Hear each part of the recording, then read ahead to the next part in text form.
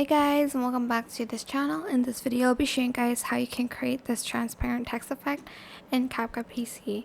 So select your video and you're going to go to library here and you're going to go to background, add in a black stock video and just freeze frame it.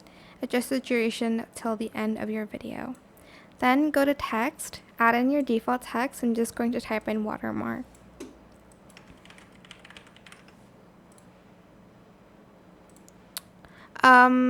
And I'm just going to select both, right click, create compound clip.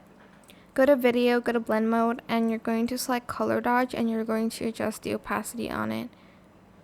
And that is it. I hope this tutorial was helpful for you guys. Don't forget to like, comment, share, and also subscribe to this channel if you haven't done that already.